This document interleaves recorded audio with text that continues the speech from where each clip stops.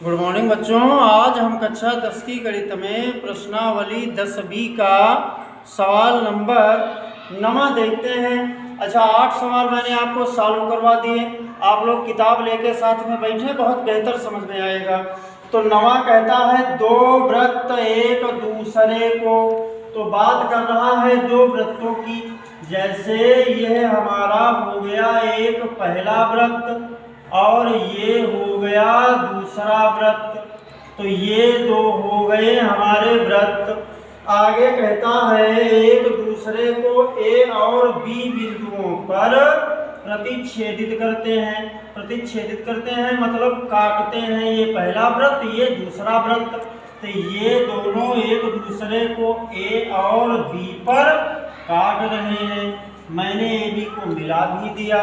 आगे कहता है उनमें से एक वृत्त के बिंदु P से, एक वृत्त मतलब पहले वाले वृत्त पर किसी बिंदु P से, मैंने यहाँ पे नाम P ले लिया।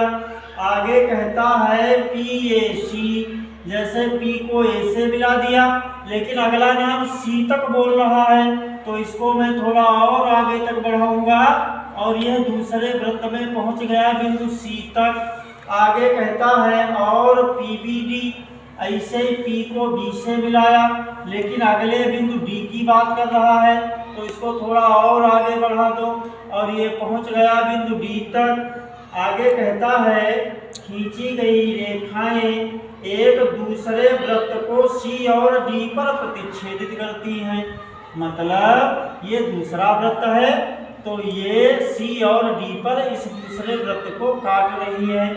आगे कहता है सिद्ध करो कि P बिंदु पर स्पर्श रेखा, अब P बिंदु तो यहाँ है, यहाँ से एक स्पर्श रेखा खींच दे, जो जिसका नाम दे दिया गया RPS। R ऊपर कर दो, P बीच में है और S हो गया नीचे। तो कहता है सिद्ध करो P बिंदु पर स्पर्श रेखा RPS, मतलब ये वाली स्पर्श रेखा समांतर होगी किसके, इसके। हमको सिद्ध क्या करना है, ये वाली स्पर्श रेखा इस CD के समांतर है, इस CD के समांतर है। ये बात हमको सिद्ध कर लेनी है। तो चलो देखते हैं बेटा, हमें पहली हेडिंग डाल लेनी है, सिद्ध करना है। जान ले भाई कि हमको हल क्या करना है या आंसर क्या लाना है। तो मैंने पहली हेडिंग डलवा दी, सिद्ध करना है।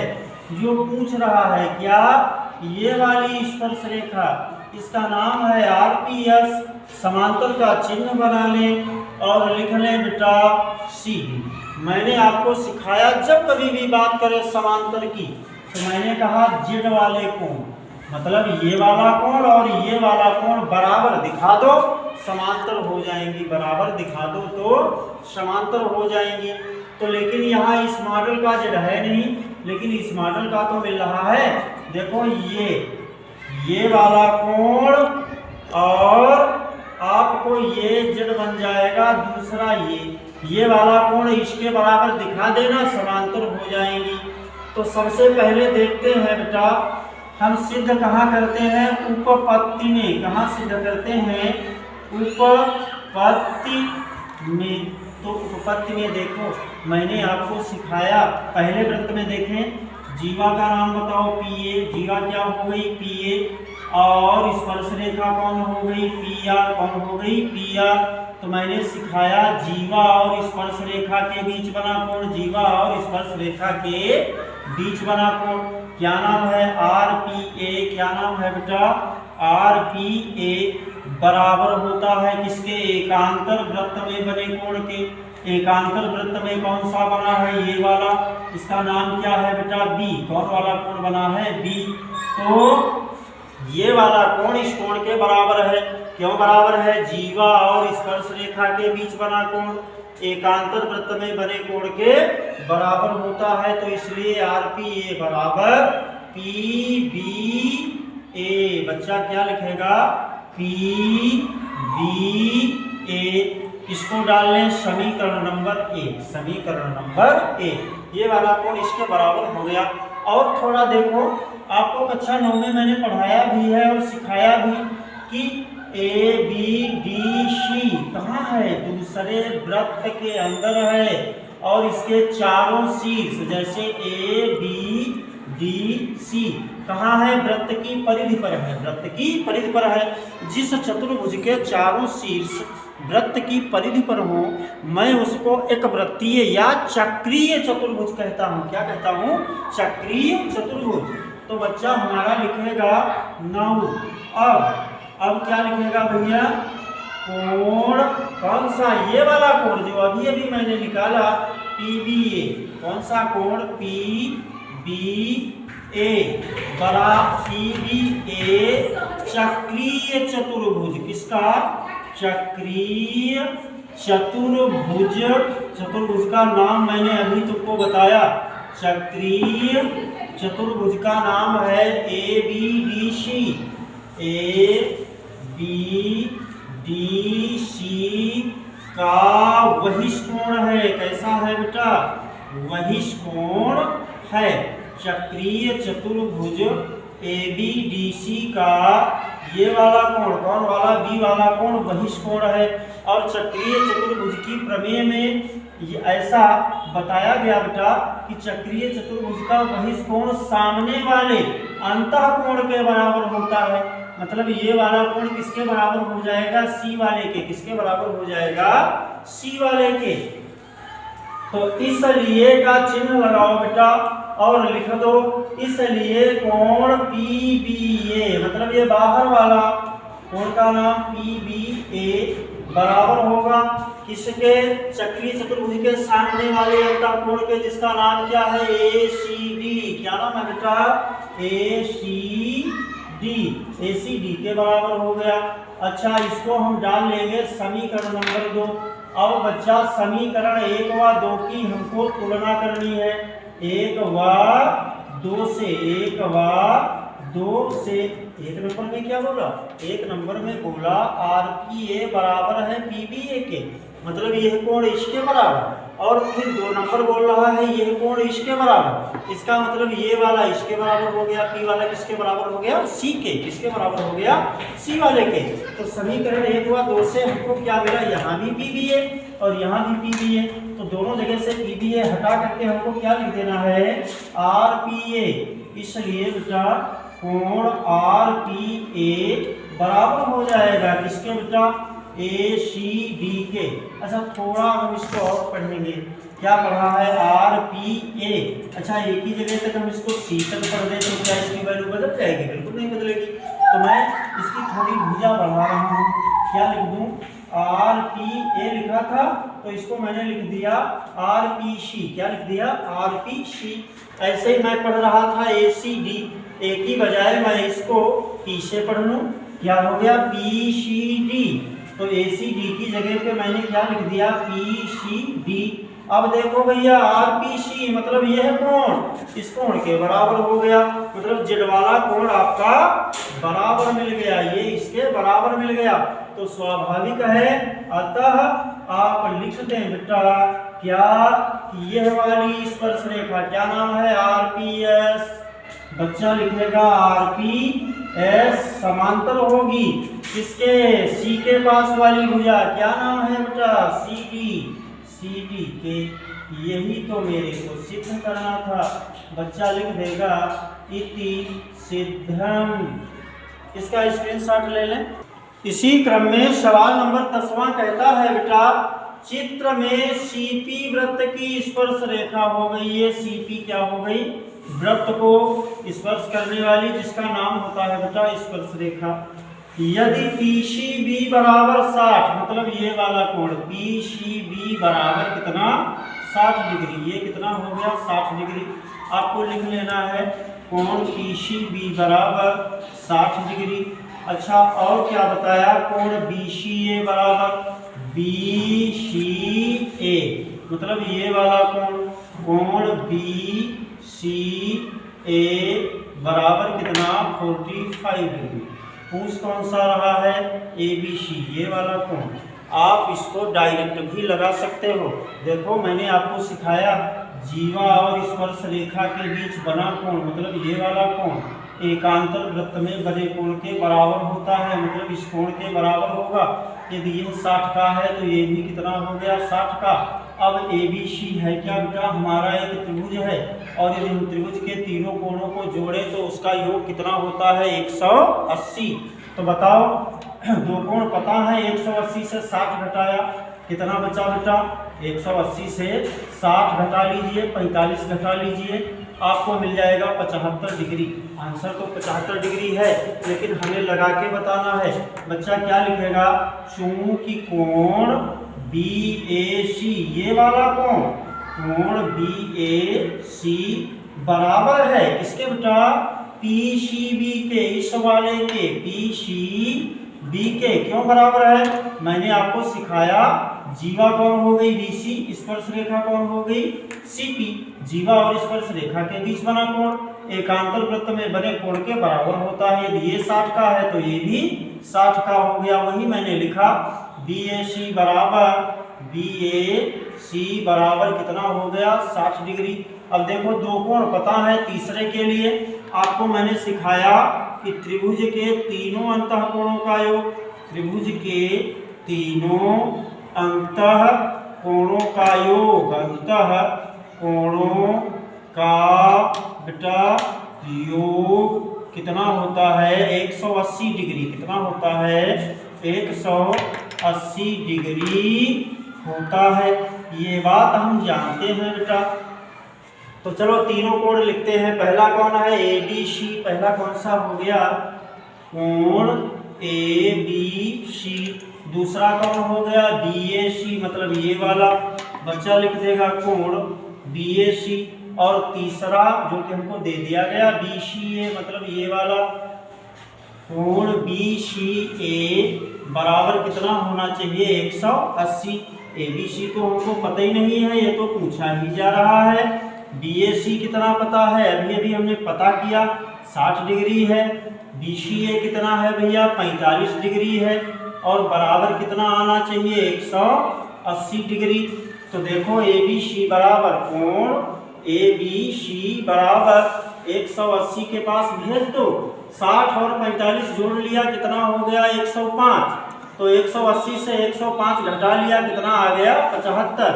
मैंने इतना ही आपको पहले निकाल के बताया था, यही हमारा आंसर हो गया। 11वां सवाल कहता है चित्र में वृत्त के बाह्य बिंदु P से, ये देखो वृत्त का बाह्य बिंदु कौन हो गया P, और P से क्या हुआ बेटा PA, ये नीचे वाली PA, और ये ऊपर वाली कौन सी हो गई PC। दो स्पर्श रेखाएं खींची जाती हैं जिनके बीच कोण APC की माप 30 डिग्री। ये वाला कोण कितना है बेटा 30 डिग्री। कोण APC बराबर कितना आ गया 30 डिग्री। क्यों, ये बात हमको क्वेश्चन में ही, प्रश्न में ही बता दी गई। आगे कहता है बिंदु C से स्पर्श रेखा PA के समांतर, कौन सी, ये PA के समांतर कौन सी बेटा, कहा CB खींची गई। CB कौन हो गई ये, तो ये वाली इसके समांतर हो गई ना।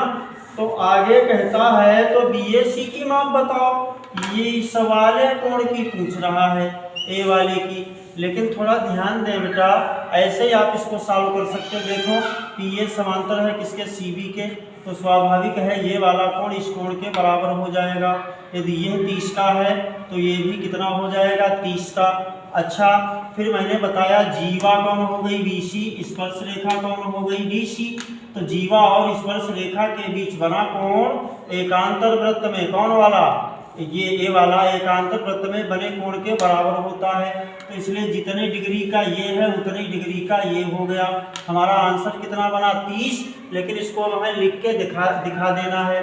तो बच्चा लिखेगा चूंकि क्या बेटा हमको बताया गया PA समांतर है CB के, PA समांतर है CB के, मतलब ये वाली इसके समांतर है।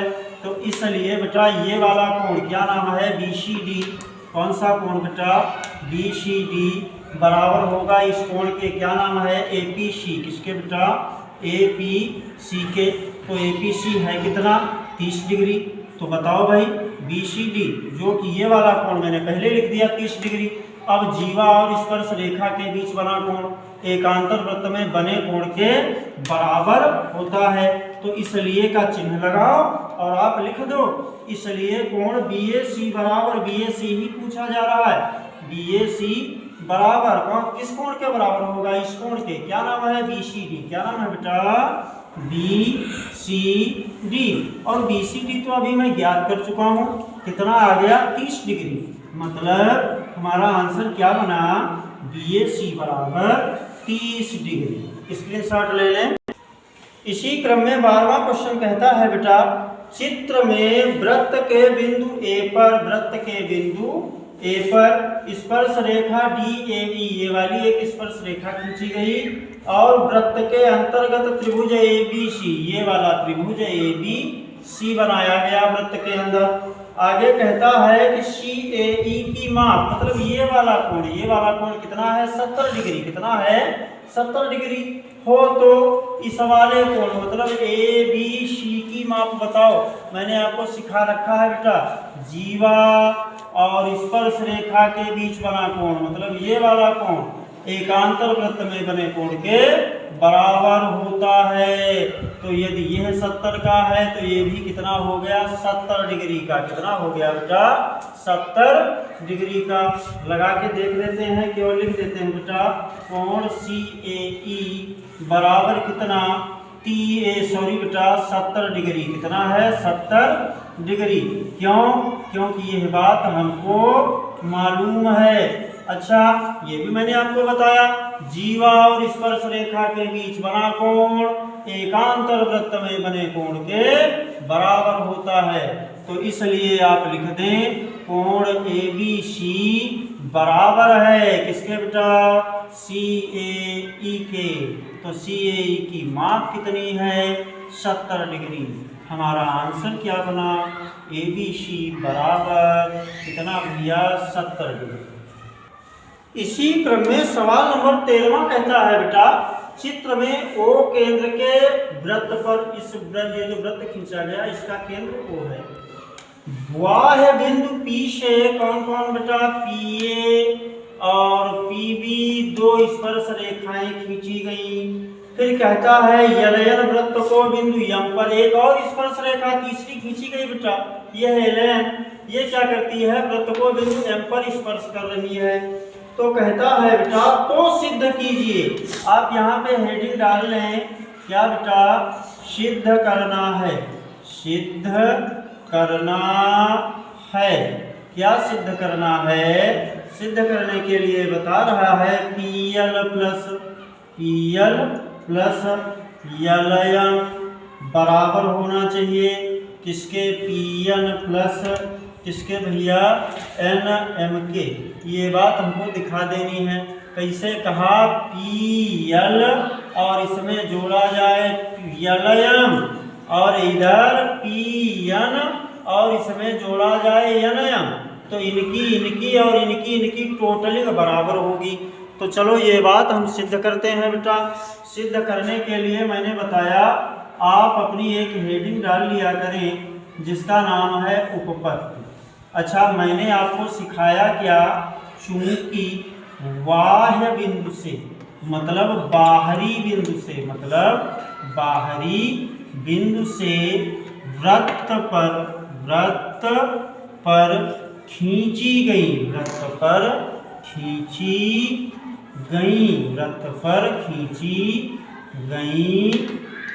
दोनों स्पर्श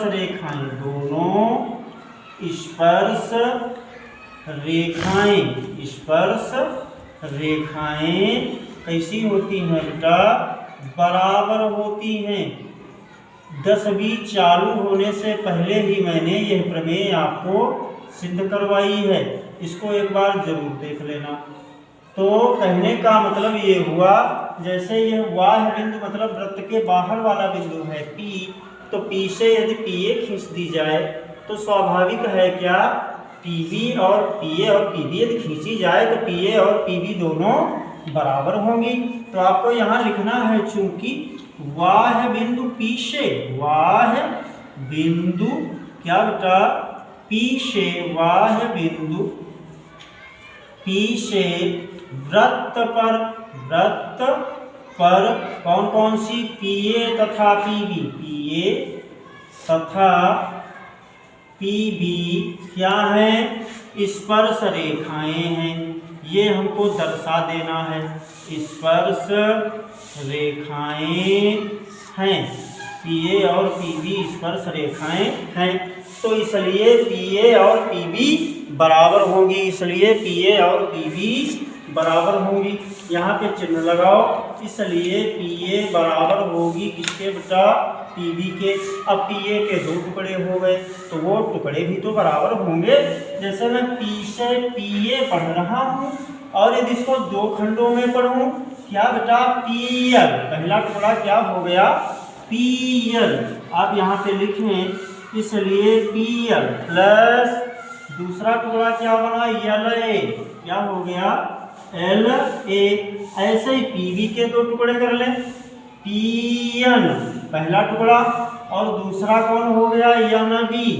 तो बच्चा लिखेगा पी एन और प्लस बेटा एन बी, इसको डाल लें समीकरण नंबर 1। अच्छा ठीक है, इसी क्रम में अब थोड़ा देखते हैं भाई, वाह यल क्या है, यल ही तो बाहरी बिंदु है वृत्त पर, और यल से दो स्पर्श रेखाएं हो गई, कौन कौन, एक यलय और यलयम, दूसरी कौन हो गई, पहली यलय और दूसरी यलयम। तो बच्चा हमारा यहाँ पे लिखेगा, चूंकि वाह्य बिंदु, वाह्य मतलब बाहरी, वाह्य बिंदु एल से वृत्त पर, एल से वृत्त पर कौन कौन सी, यलय और यलयम, यलय तथा एल एम क्या है बेटा, स्पर्श रेखाएं हैं, स्पर्श रेखाएं हैं। तो स्वाभाविक है, अभी अभी मैंने बताया वाह्य बिंदु से खींची गई दोनों स्पर्श रेखाएं बराबर होती हैं, इसलिए यलय यलयम बराबर, इसलिए यलय बराबर किसके बेटा, यलयम के। समीकरण नंबर 2 तथा, अब देखो एक और बिंदु है बेटा, कौन सा है, ये वाला यन से वृत्त पर यन बी और यलयम स्पर्श रेखाएं हैं। तो आपको यहाँ पे शो कर देना है, क्योंकि बाह्य बिंदु मतलब बाहरी बिंदु, बाह्य बिंदु नाम क्या है, बाह्य बिंदु का नाम है बेटा एन, क्या नाम है, एन से वृत्त पर, एन से वृत्त पर कौन कौन सी, एन बी और यनयम, एन बी तथा यनयम तथा एन एम क्या है बेटा, स्पर्श रेखाएं हैं, स्पर्श रेखाएं हैं। तो स्वाभाविक है यन बी बराबर हो गई, अभी अभी मैंने बताया यन बी बराबर यनयम, तो इसलिए यन बी बराबर हो गई किसके बेटा, एन एम के। समीकरण नंबर 3। अब आपको यहाँ लिखना है समीकरण 2 व 3 का मान, 2 व 3 का मान कहाँ, समीकरण 1 में रखने पर, समीकरण 1 में रखने पर। अब थोड़ा ध्यान देना भैया, जैसे 1 में पीएल लिखा है, लिखा रहने दो पीएल प्लस, अब 2 नंबर क्या कहता, प्लस यलय था, यलय नहीं लिखना, कहता है यलय को हटाओ और यलय की जगह पर यलय बुलाओ। ये यलय है, इसकी जगह पर 2 नंबर ने कहा यलय लिख लो, मैंने यलय लिख दिया। बराबर के आगे पीएन था, पीएन को पीएन ही रखो। लेकिन भैया ये जो एनबी है, इसके लिए समीकरण नंबर 3 बोल रहा है, एनबी की जगह पर आपको एनएम लिख देना है, प्लस लिख दें बेटा एन एम। जरा देखो, क्या यही तो हमको सिद्ध करना था, पीएल प्लस एल ए बराबर पीएन प्लस एनएम, यही हमको सिद्ध करना था। आप नीचे लिख दें बेटा इति सिद्धम, इसका स्क्रीनशॉट ले लें।